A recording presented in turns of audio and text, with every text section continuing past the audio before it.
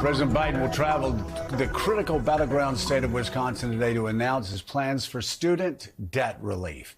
In the college town of Madison, Biden is expected to highlight a plan the Education Department has begun working on and still has been working on since the Supreme Court struck down his administration's original policy to ease student debt to a greater degree. Meanwhile, on Friday, President Biden visited Baltimore to receive an update on the collapse of the Francis Scott Key Bridge, and he met with the families of the victims of the accident.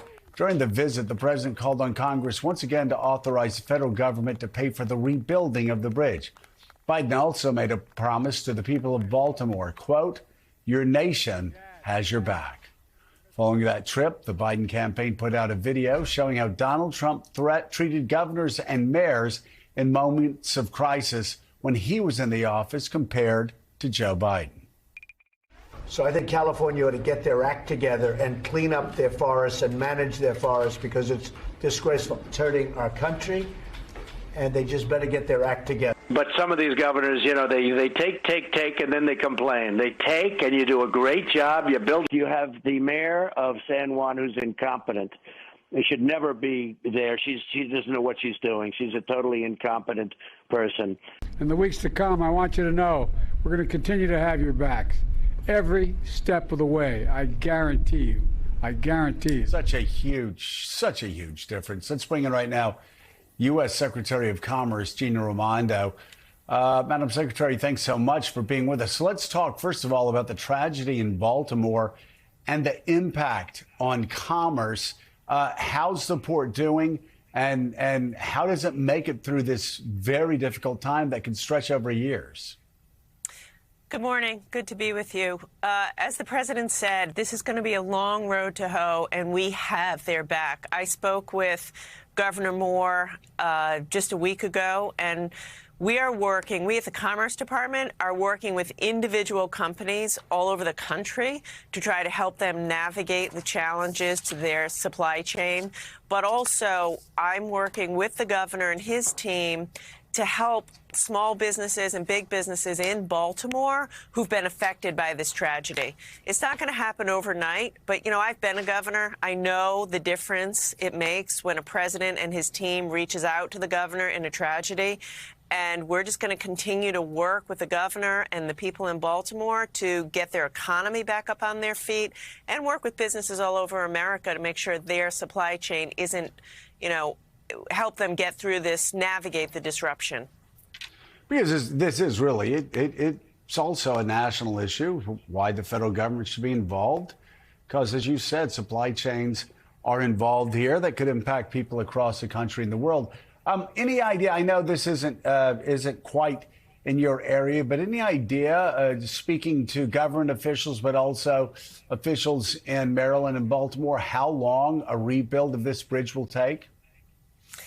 That's a better question, as you said, for the experts. But this is not an overnight tragedy, which is why I think it's so important that the president is saying, we've got your back. We have to be in this for the long haul. And by the way, the point you made is so important. Of course, we're standing with Baltimore, but there's companies all over America who ship through that port. So my team is working day and night, literally, with companies to help them find alternative ports, find alternative logistics plans. So we're going to get through it. We're going to stay at it as long as it takes. The Biden administration also is announcing this morning that Taiwan Semiconductor Manufacturing Company is set to receive up to $6.6 billion in grants that will help bring the most cutting-edge semiconductor technology to the United States. Those funds, which come from the Bipartisan Chips and Science Act, are going to support the company's investment in 3 cutting-edge fabrication plants in Phoenix. And when you look at what this administration has done regarding semiconductors, my gosh, this is almost like a Sputnik moment, like our Sputnik moment. It's so critical that the federal government, the Biden administration, gotten involved and focused on how important this is for American competitiveness, but also American national security. This is a Sputnik moment, and the president's delivering. This is huge, Joe. I mean, this is the first time in a long time that the United States of America will be manufacturing leading-edge semiconductor chips in the United States, on our soil, with American workers. I can't overemphasize how important this is. And by the way, all artificial intelligence runs on these chips. So this was an important piece of legislation when it passed a couple of years ago. It's more important than ever now that AI is the defining technology of our time. So as you say, this creates jobs. It brings back the chip supply chain to America, but it underpins our national security. It makes America stronger. And I really think 20, 30 years from now, we'll look back on this moment as a turning point in the semiconductor supply chain, but quite frankly, advance manufacturing in the United States of America. Madam Secretary, good morning. It's Jen Palmieri.